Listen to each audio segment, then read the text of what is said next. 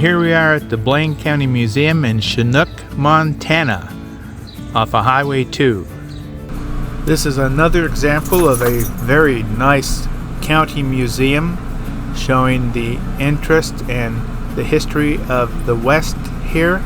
It also shows famous people such as Charles M. Russell, the famous Western artist, and his times here and his observations with his notes that I found very interesting, quite enjoyable. There's also much information about Chief Joseph and his lifetime in these lands back then, full of history and Native American life. This is a battlefield monument to the Bear Paw battleground. It was on October 5th, 1877, that Chief Joseph of the Nez Perce surrendered to General Nelson Miles of the U.S. Army to end the last major conflict between the American Indian and the U.S. cavalry. These are some of the clothing the Native Americans made by hand back there through their trades with other Indian nations and the white man. They were beautifully made by hand, very creative. Each nation had their own designs, their own stories, and their own history.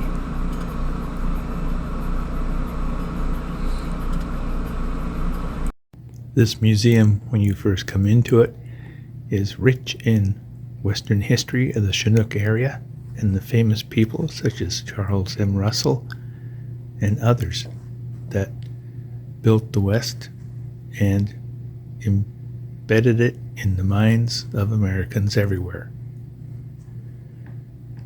This is all the types of equipment and stuff it took to tame the West and live on the frontier.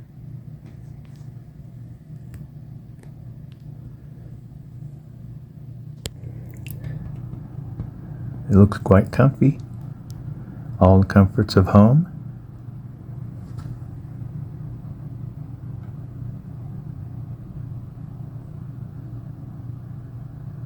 Life on the frontier. Everything they need to survive life on the wild frontiers of Montana.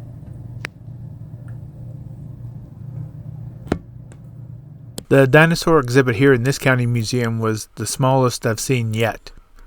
And it only had a few models and some bones and rocks, and that was pretty much it except for some drawings and models. The next stop on the trail was the Great Plains Dinosaur Museum and the Phillips County Museum. Sadly, the Phillips County Museum, which had also fossils in it, was closed the day we were there. It would have been nice to see what they had to show. The girls were excited. They got out and got exercise there.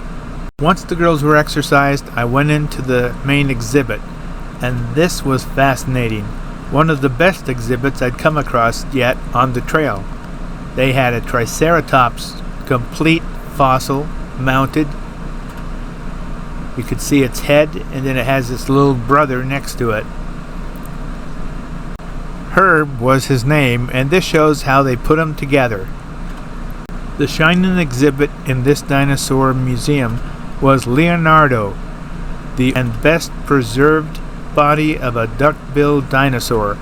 His soft tissues have been so well preserved over millions of years, scientists are able to look into his body and find out what his last meals were and how his anatomy functioned.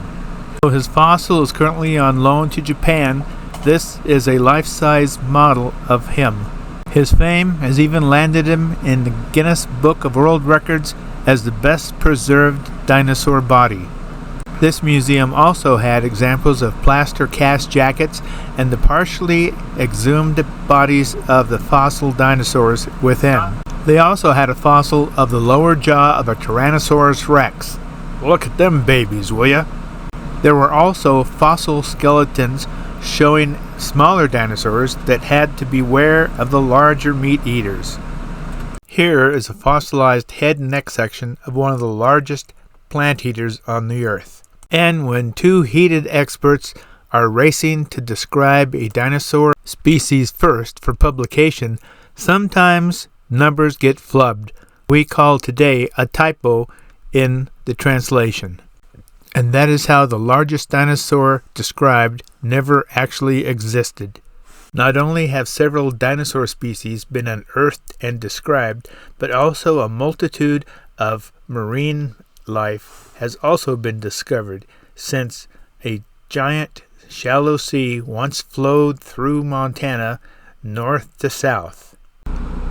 Well, after I said goodbye to Herb and Leonardo and their friends there in the museum, the girls and I went outside and said our goodbyes to those outside also.